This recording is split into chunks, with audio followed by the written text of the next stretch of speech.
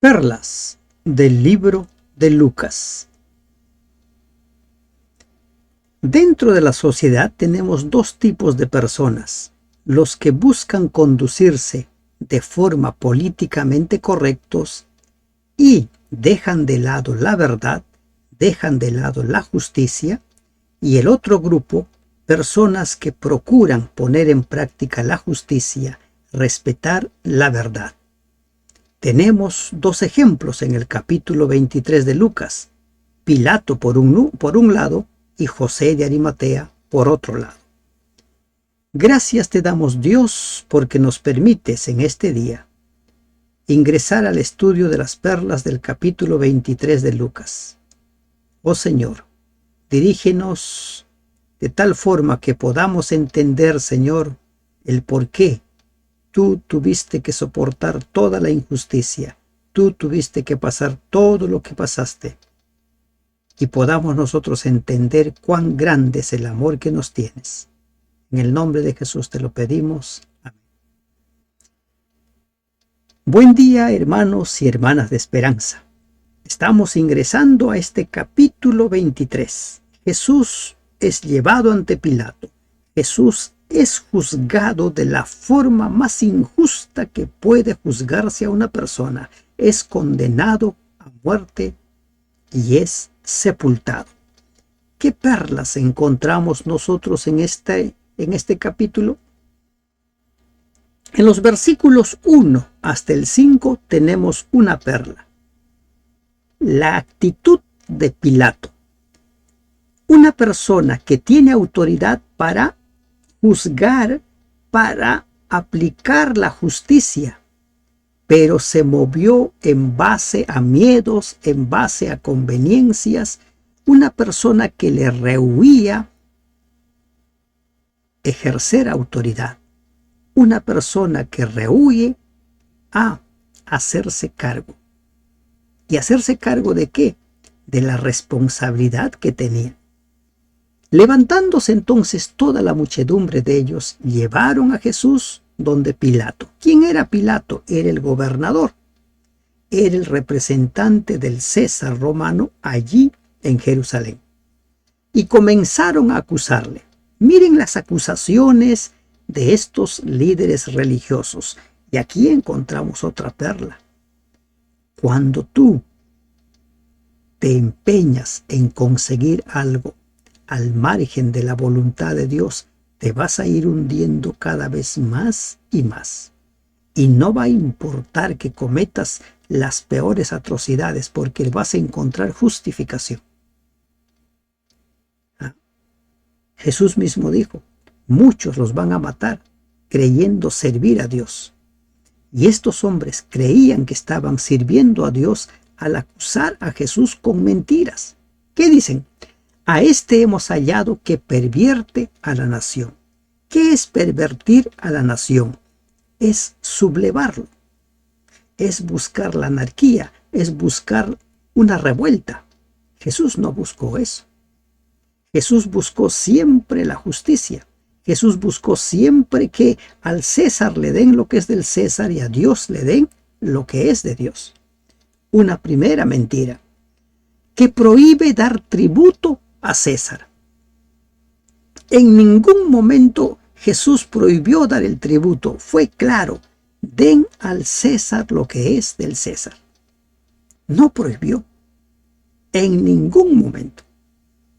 Otra mentira, diciendo que él mismo es el Cristo, un rey. Cuando Jesús multiplica los panes, las multitudes quisieron ponerle como rey. Él no quiso, porque para eso no había venido.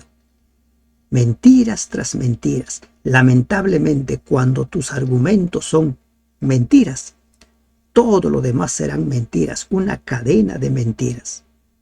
Pero lo fatal es que no estamos hablando de gente que no tema a Dios, no estamos hablando de gente que no conozca a Dios, estamos hablando de líderes espirituales, líderes religiosos. Es fatal cuando la religión, cuando la iglesia de Dios se utiliza para lograr fines particulares, intereses particulares. Entonces Pilato le preguntó diciendo, ¿eres tú el rey de los judíos? Y respondiéndole él, dijo, tú lo dices. La acusación es, este se ha levantado como el rey, como el Cristo. Y Pilato dice, ¿eres tú el rey de los judíos? No es que Pilato lo reconozca, porque Pilato no podía reconocer a Jesús como rey. El César era la única autoridad máxima. Y Jesús le dice, tú lo dices. ¿Qué está diciendo Jesús? Mira, tú lo estás diciendo en forma de burla, lo estás diciendo irónicamente, pero ¿sabes qué? Es la verdad. Tú lo dices. Y Pilato dijo a los principales sacerdotes y a la gente, ningún delito hallo en este hombre. Él era la autoridad. Él era quien tenía que ejercer la justicia. No haya delito. ¿Se imaginan ustedes? El juez diga, no hallo delito en este hombre, pero ante la presión popular diga, bueno, hay que condenarlo a muerte. Saben, hoy en día sucede. Hay mucha gente que es ajusticiada físicamente, profesionalmente, emocionalmente, por la presión de las masas. Hoy en día las redes sociales empiezan a presionar y muchas autoridades actúan en función a la presión de las redes sociales. ¿Cuánta gente es maltratada, es acusada injustamente porque se levantó una mentira contra ellos?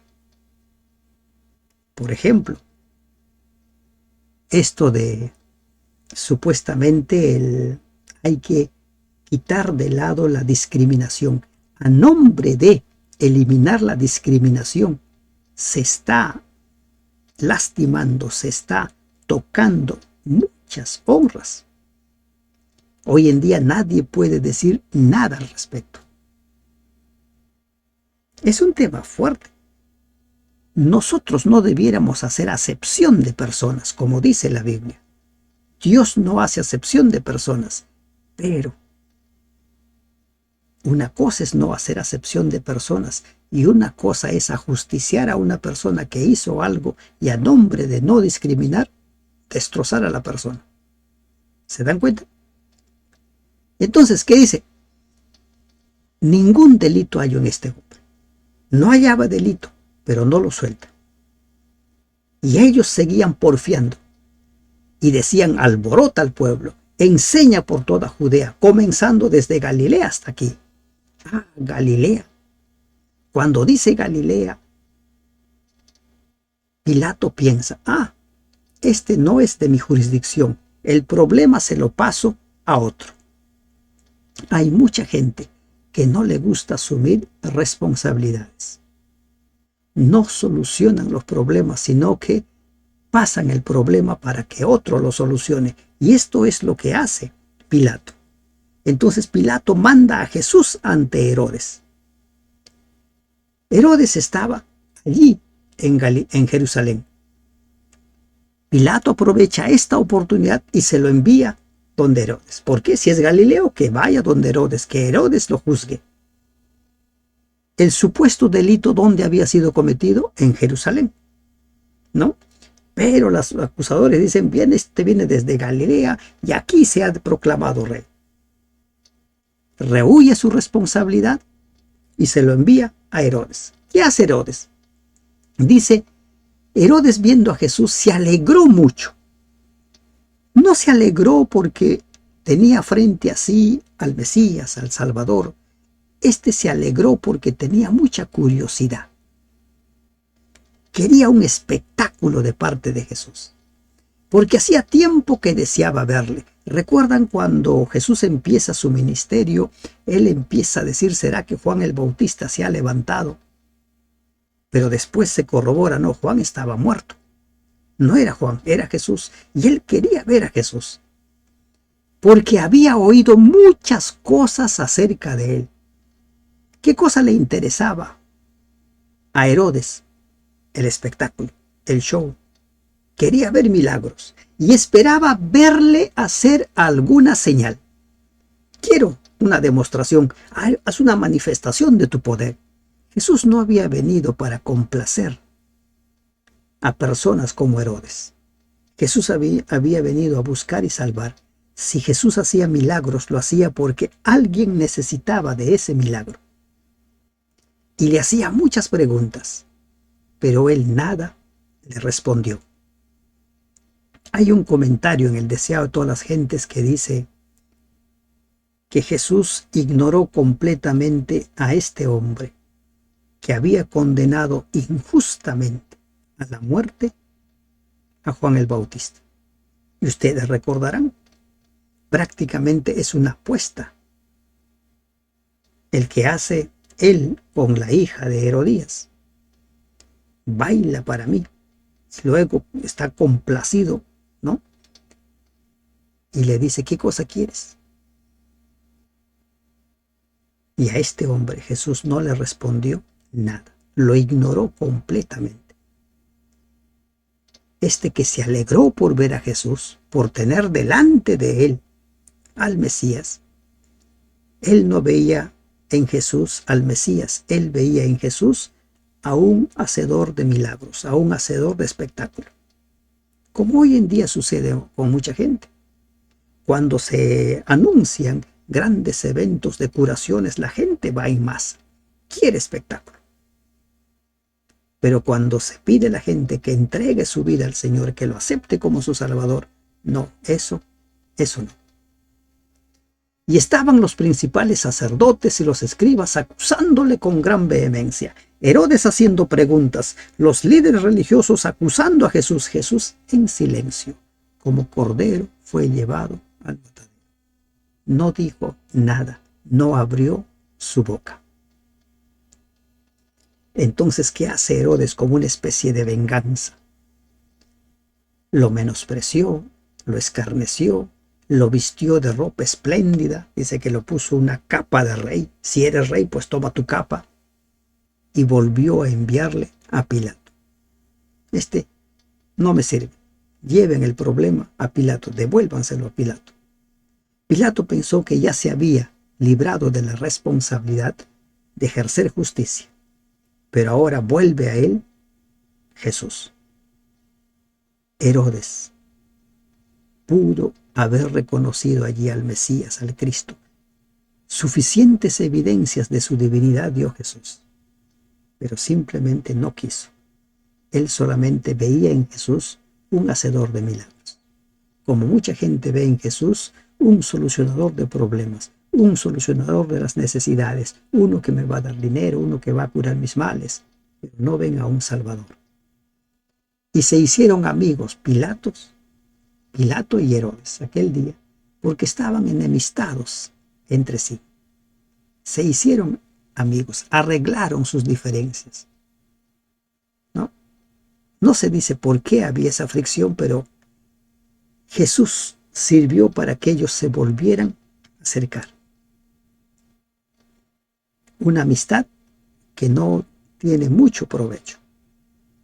Entonces Pilato, convocando a los principales sacerdotes, a los gobernantes y al pueblo, les dice: ustedes me han presentado a este como un hombre perturbador del pueblo. Me han presentado a esto como un revoltoso. ¿Y qué dice? Pero habiéndole interrogado yo delante de ustedes, no he hallado en este hombre delito alguno de aquellos del que ustedes lo acusan. Pilato cada vez más y más corroboraba que Jesús no era culpable de ninguna de las acusaciones que le hacían. Era inocente. Jesús debía estar suelto. Si era inocente. Y dice además, ni aun Herodes, porque yo lo envié a él, ni Herodes le ha encontrado ningún delito. He aquí, nada digno de muerte ha hecho este hombre. Miren, inocente, pero querían que lo maten. ¿Qué es eso? Homicidio, ¿verdad? Miren los pecados a los cuales puede caer, los pecados que puede cometer una persona que decidió cegarse ante las evidencias. Estos líderes religiosos escucharon de los milagros, de las señales que Jesús dio de su divinidad, pero no quisieron creer, lo querían muerto. Le soltaré pues después de castigarle. ¿Por qué tendría que castigarle? ¿Por qué? Si era inocente. ¿Se dan cuenta? Eso sucede cuando los líderes son pusilánimes. Pilato era terrible, ejerciendo autoridad para tomar venganza de sus enemigos. Era terrible. Pero cuando se vio presionado por las masas, simplemente no le importó cuál era su responsabilidad, cuál era la razón por la cual estaba allí. Le soltaré, pues, después de castigarle. Y tenía necesidad de soltarles uno en cada fiesta. Le voy a castigar y lo voy a soltar. Y la gente, las masas, movidas por los líderes religiosos, empezaron a decir, no, no lo puedes soltar. Toda la multitud da voces, fuera con este, suéltanos a Barrabás. Porque Pilato había dicho, ¿quieren que les suelte a Jesús o a Barrabás? Y las multitudes eligieron a Barrabás, rechazaron a Jesús. Así como los gadarenos eligieron sus bienes, sus propiedades, sus negocios y rechazaron a Jesús, aquí el pueblo rechazó a Jesús y eligió a Barrabás, a un criminal. Este había sido echado en la cárcel por sedición en la ciudad y por un homicidio. ¿A quién eliges tú? ¿Eliges a Jesús o eliges a cualquier otro líder, cualquier otra persona? Hay cristianos, personas que se precian de ser cristiano, que ponen todas sus esperanzas en los políticos como aquellos que pueden solucionar sus problemas. Ponen sus esperanzas en su trabajo, pero no ven en Jesús al Salvador. Habló otra vez Pilato queriendo soltar a Jesús. Él sabía que era inocente. Él sabía que Jesús era inocente de todos los cargos. Pero ellos volvieron a gritar, crucifícale, crucícale. Las masas estaban enloquecidas, crucifícale. Lamentablemente, ¿no? En psicología de masas se estudia este fenómeno. Cuando una persona está solo o son dos, tres, no hacen tanto daño como cuando están en masa. Se suele decir que la voz del pueblo es la voz de Dios. Esta voz no era la de Dios. Satanás estaba instigando a estas multitudes para pedir que crucifiquen a Jesús.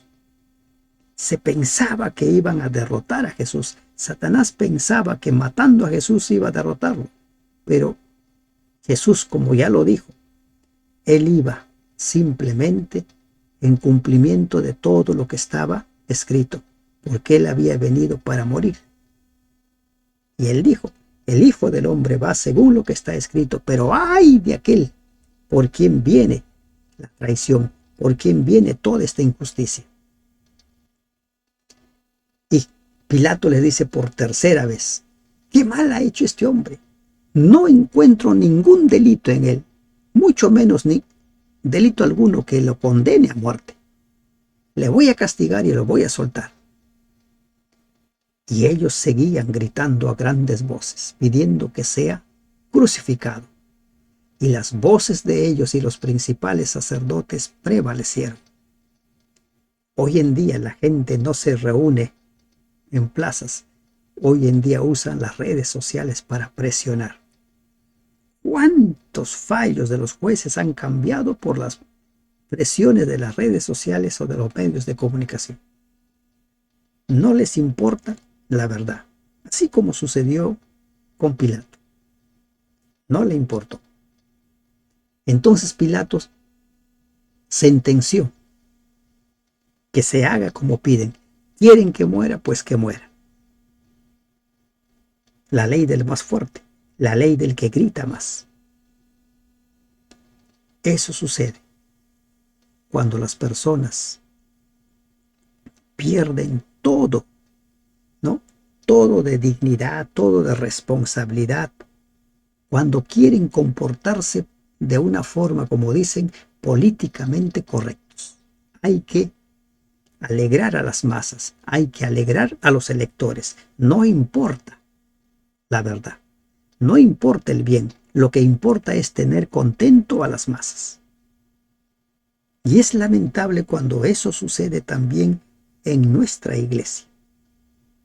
Se toman acuerdos en contra de lo que está escrito simplemente para complacer a los que van gritando más. Hay muchas iglesias, por ejemplo, que ya aprobaron el ungimiento de las mujeres como pastoras. Hay otras iglesias que ya están contemplando y algunos ya aceptaron, por ejemplo, el matrimonio de personas del mismo sexo. Las masas piden, el pueblo pide, entonces hay que darles lo que piden.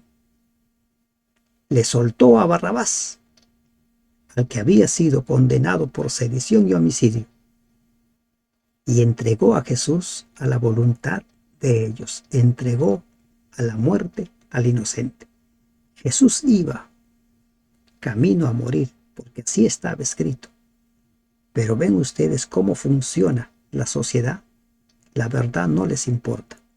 Y eso mismo se va a repetir en el tiempo del fin. Cuando las persecuciones se desaten, la verdad no va a importar. Hoy en día sucede. La verdad no importa. Lo que importa es los fines particulares de ciertos colectivos. Jesús es condenado a la muerte. Jesús había sido tan maltratado que no podía cargar su cruz. Llevándole tomaron a cierto Simón de Cirene que venía del campo y le pusieron encima la cruz para que la llevase tras él. Con Simón de Cirene vemos nosotros ejemplificado lo que Jesús dijo. El que quiera venir en pos de mí, tome su cruz y sígame. Simón de Cirene estaba cargando literalmente esa cruz, pero esa cruz era de Cristo. Esa cruz era la cruz donde Jesús iba a ser crucificado, iba a morir. Pero no iba a morir por delito alguno que él hubiera cometido. Iba a morir por los delitos que nosotros habíamos cometido. Iba a morir por los pecados de Simón de Cirene. Allí está Simón de Cirene cargando la cruz de Jesús. Y nosotros también necesitamos cargar nuestra cruz todos los días morir al yo, morir a nuestro ego, morir al hacer nuestra voluntad.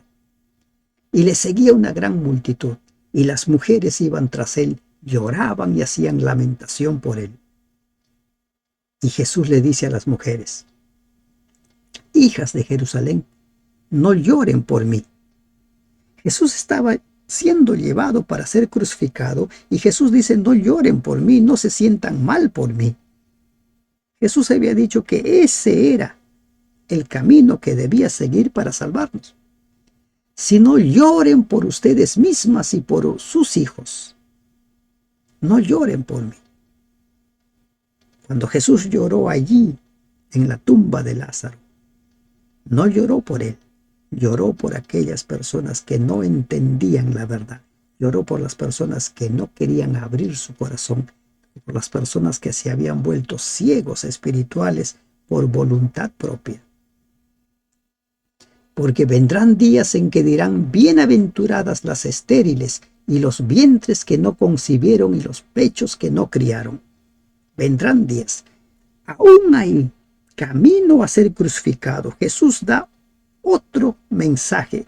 Anuncia una vez más la profecía sobre la destrucción de Jerusalén. ¿Por qué sería destruido Jerusalén? Justamente por las injusticias como la que se está cometiendo ahí, justamente por haber rechazado a Dios, por haber dicho: queremos a Barrabás, no al Cristo, queremos al César, no a Cristo. Los vientres que concibieron y los pechos que no criaron, entonces comenzarán a decir a los montes: caed sobre nosotros, y a los collados cubridnos. Este pasaje nos recuerda el capítulo 6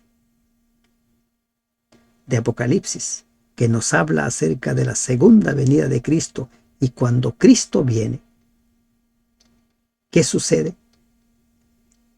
Todos los impíos buscarán esconderse de su presencia. Todos los impíos buscarán la muerte, porque no soportarán ver al Hijo de Dios viniendo con gloria y poder. Comenzarán a decir: cubridnos, porque si en el árbol verde hacen estas cosas, en el seco, ¿qué no se hará? Al hablar de un árbol verde, Jesús se estaba refiriendo a sí mismo. Él era inocente, y si las cosas que sucedían en ese momento podían ocurrirle a una persona inocente, ¿cuál no sería entonces la suerte de los culpables? Su iglesia posteriormente, en el primer siglo, en la Edad Media y en el tiempo del fin, ha sido perseguida, y está anunciado por Apocalipsis 12:17, cuando dice que el remanente será perseguido por el dragón. Si con Cristo hicieron eso, ¿cuánto más con sus seguidores? Llevaban también con él a otros dos que eran malhechores para ser muertos. Fue contado con los inicuos, fue contado con los pecadores. Y cuando llegaron al lugar llamado de la calavera, le crucificaron allí, y a los malhechores, uno a la derecha y el otro a la izquierda. Los dos crucificados. Jesús contado con los pecadores, Jesús contado con los malhechores. Así querían verle los líderes religiosos, y así estaba muriendo. Ellos estaban celebrando el dar muerte a su enemigo, pero con esa muerte Jesús estaba pagando la deuda de sus pecados, de aquellos que lo estaban crucificando, de aquellos que se estaban burlando, de aquellos que lo habían acusado injustamente. Crucificado allí en medio de los ladrones. Y Jesús decía: Padre, perdónalos porque no saben lo que hacen. Y repartieron entre sí sus vestidos, echando suertes. Perdónalos. Jesús se refería a los romanos y también a los judíos que habían causado su condenación y crucifixión. Sin embargo, su oración no podría ser por sí mismo quitar la culpa de ellos. Esta oración abarca en un sentido más amplio a todos los pecadores hasta el fin del tiempo, porque todos son culpables del derramamiento de la sangre de Jesús. ¿Por qué murió Jesús? Porque la paga del pecado es la muerte. Esta es la primera de las 7 veces que Jesús habló mientras colgaba de la cruz, llamadas muchas veces las 7 últimas palabras. Ningún evangelista menciona más de 3 ni menos de una de estas. Las 7 palabras ordenadas cronológicamente, ¿cuáles son? Lucas 23:34, este de acá: perdónalos porque no saben lo que hacen.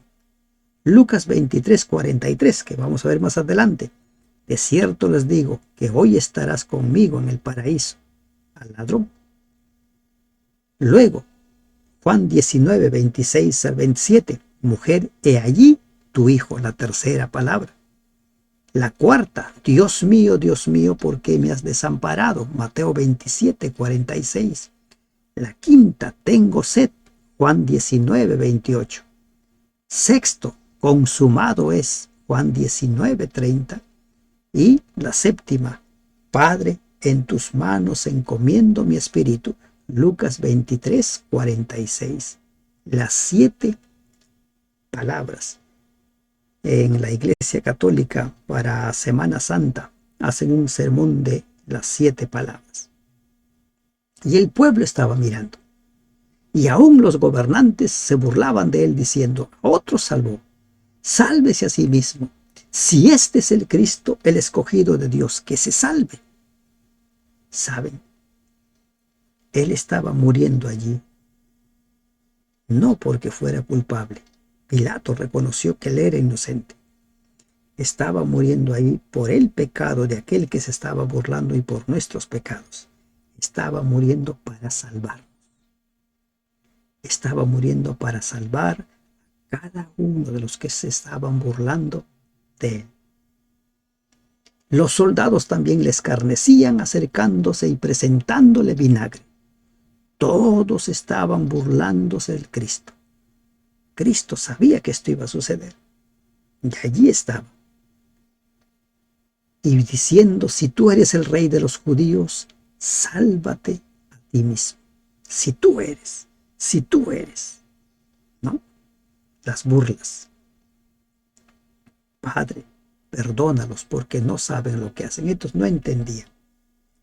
También había sobre él un título escrito con letras griegas, latinas y hebreas.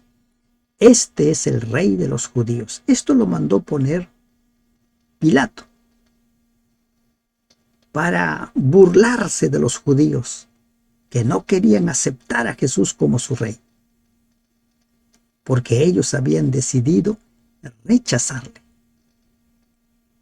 Pero Pilato mandó que lo pongan. En Juan vamos a ver cómo es que ellos piden que se retire, pero Pilato dice, no, lo que he hecho, hecho está. Este pueblo rechazó a Jesús. No lo querían como el Señor, no lo querían como su rey. Y la historia se sigue repitiendo en la vida de millones de personas en la actualidad. No lo quieren como rey, no lo quieren como Señor. Y uno de los malhechores que estaban colgados le injuriaba diciendo, si tú eres el Cristo, sálvate a ti mismo y a nosotros. El ladrón estaba muriendo por sus delitos. Este sí merecía morir. Este sí había sido condenado justamente, pero en Jesús no encontraba ninguna evidencia. Si tú eres el Cristo. En la versión Jerusalén dice, ¿no eres tú el Cristo? ¿No eres tú el Mesías? Versión Nácar Colunga. ¿No eres tú? ¿Por qué no nos salvas? ¿Por qué no te salvas? Y así todos salimos ganando. La incredulidad, la duda. Mientras que el otro ladrón, llamado popularmente por la tradición como el buen ladrón, no hay buen ladrón, ¿verdad? Le dice, ¿ni aún temes tú a Dios estando en la misma condenación? ¿Ah? ¿Ni aún temes tú a Dios estando en la misma condenación? Nosotros a la verdad justamente padecemos porque recibimos lo que merecieron nuestros hechos, mas ningún mal hizo.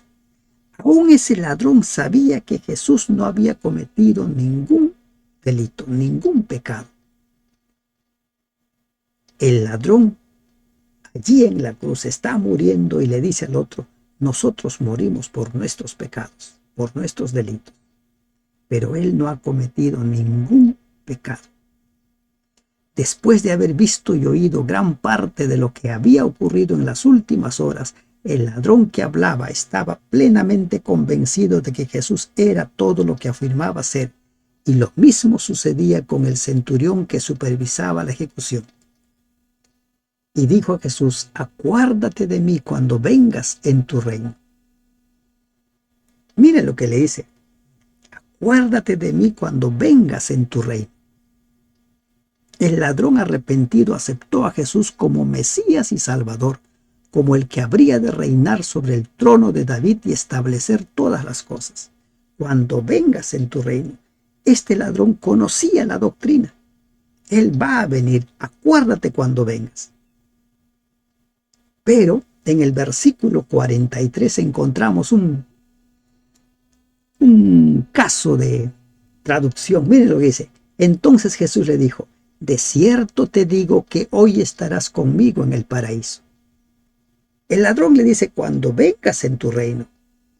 Como María, la hermana de Lázaro, decía, yo sé que va a resucitar en el día postrero.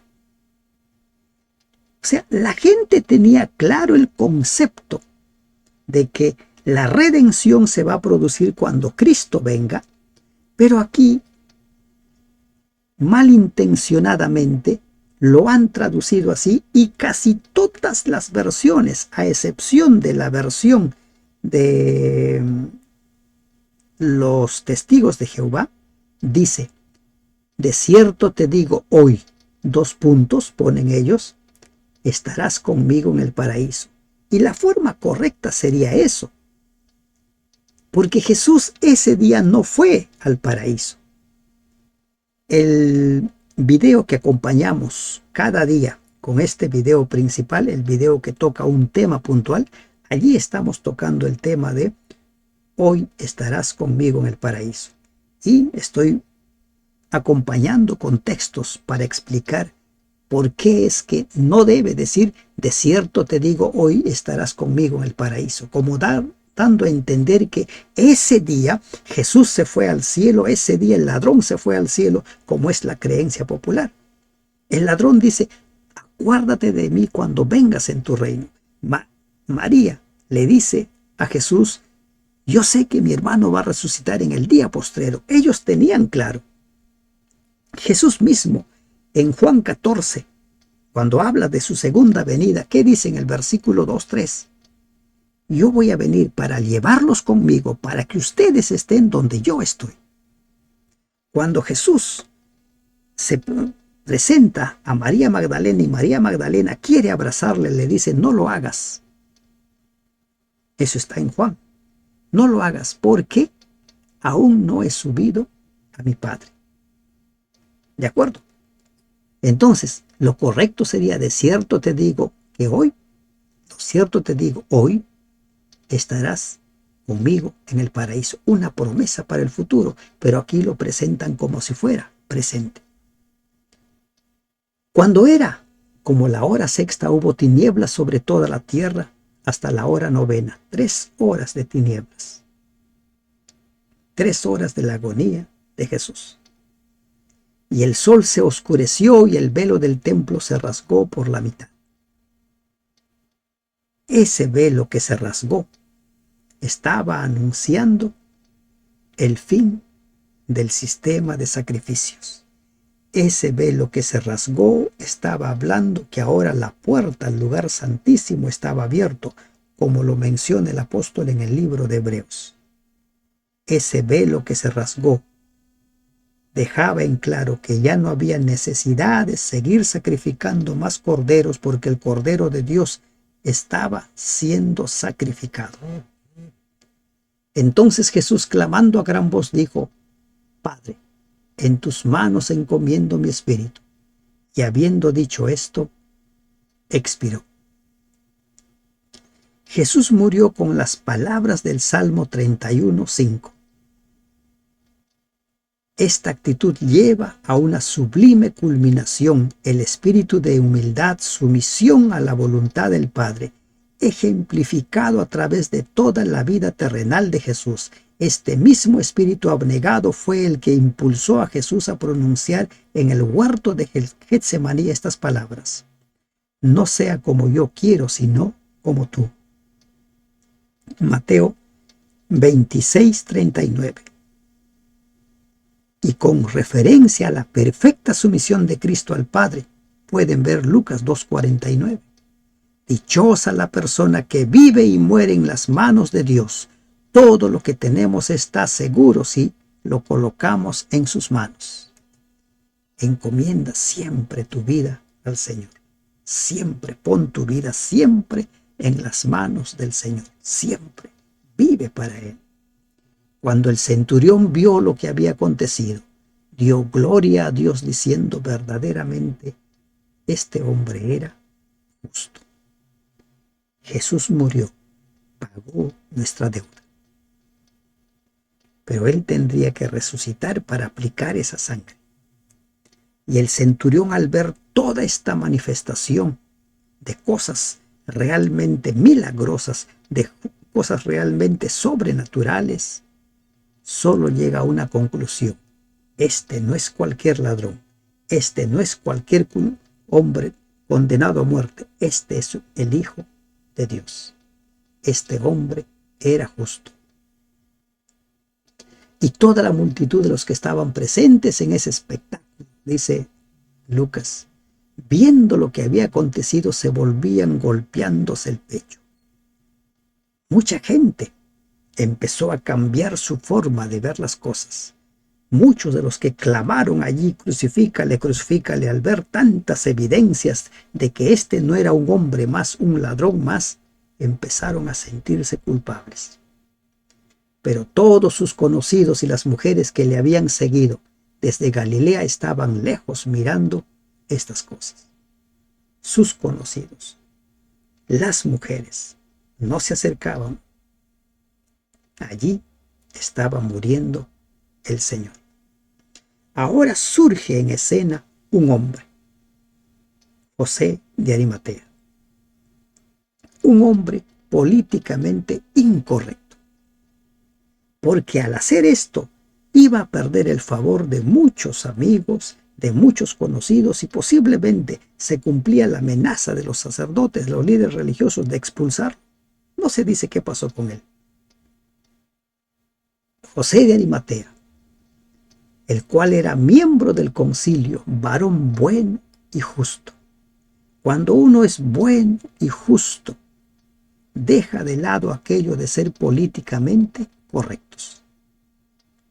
Porque el bueno y justo siempre va a buscar lo que es la justicia, la verdad. Este que también esperaba el reino de Dios. Un varón que esperaba el reino de Dios. ¿Qué hace este hombre? Dice, él no consintió en el acuerdo ni en los hechos de ellos. No estuvo de acuerdo con esa condena por blasfemia, por esa condena por haberse llamado el Hijo de Dios. No estuvo de acuerdo. Fue a Pilato y pidió el cuerpo de Jesús. Y quitándolo lo envolvió en una sábana y lo puso en un sepulcro abierto en una peña en el cual aún no se había puesto a nadie. Dice Isaías 53 que Jesús murió con los pecadores, con los inicuos, pero en su muerte fue con los ricos. Y se cumple esa profecía, es sepultado en la tumba preparada por un hombre rico, José de Arimatea. Era día de preparación y estaba para comenzar el día de reposo. Hubo una persona que comentó días atrás, cuando tocamos este tema de la muerte de Jesús, él decía, no sé de dónde saca, pero él decía que Jesús murió un miércoles. Siempre ciñe tus creencias a lo que está escrito. ¿Qué dice la Biblia? Murió en el día de preparación, el viernes. El viernes cerca a la puesta del sol. Ya estaba por empezar el sábado. Miren lo que dice, estaba para comenzar el día de reposo, porque bíblicamente los días no se cuentan de medianoche a medianoche, sino se cuentan de puesta de sol a puesta de sol. Tampoco se cuentan de 6 de la tarde a 6 de la tarde, como algunos mencionan, es de puesta a puesta. ¿Y cuándo sabemos que empezó la puesta? Cuando empieza a oscurecer. O sea que no hay una hora fija en la cual se inicia un nuevo día. Fue sepultado Jesús. Se acercaba el día de reposo. Y las mujeres que habían venido con él desde Galilea siguieron también y vieron el sepulcro y cómo fue puesto su cuerpo. Y vueltas prepararon especias aromáticas y ungüentos. No hubo tiempo para ungir el cuerpo de Cristo. No hubo tiempo para embalsamarlo, no hubo tiempo. Y descansaron el día de reposo conforme al mandamiento. El hecho de que estas mujeres descansaran conforme al mandamiento, dejaron el cuerpo de Jesús sin ser ungido, nos habla de que ellas entendieron lo que Jesús había dicho. No he venido a cambiar la ley, he venido a cumplir. Y para ellas el día de reposo era sagrado. Dejaron el cuerpo de su maestro, dejaron el cuerpo del hombre que los había llamado, del hombre que había hecho milagros en su vida, como el caso de María Magdalena, pero reposaron conforme al mandamiento. Si Jesús hubiera tenido la intención de cambiar el día de reposo, antes de morir, les hubiera dicho, así como sucede en el establecimiento del servicio de comunión. Se establece el servicio de comunión. Jesús muy bien pudo haber establecido el nuevo día de reposo y decirles, ¿saben qué? A partir de aquí, cuando yo resucite, ese será el nuevo día de reposo. Pero no encontramos eso. Reposaron conforme al mandamiento. ¿Políticamente correcto o un defensor de la verdad? Jesús murió por defender la verdad. Jesús murió para salvarte a ti y a mí de nuestros pecados, porque tú y yo estábamos condenados a la muerte y Él tomó nuestro lugar. Todo lo que hicieron las personas, los que lo aceptaron y los que lo rechazaron, lo hicieron porque tomaron la decisión, pero Jesús había tomado la decisión de morir en tu lugar, morir en mi lugar. ¿Y qué nos queda a nosotros? A nosotros lo único que nos queda es aceptarlo como nuestro Salvador. Que Dios te bendiga. Amén.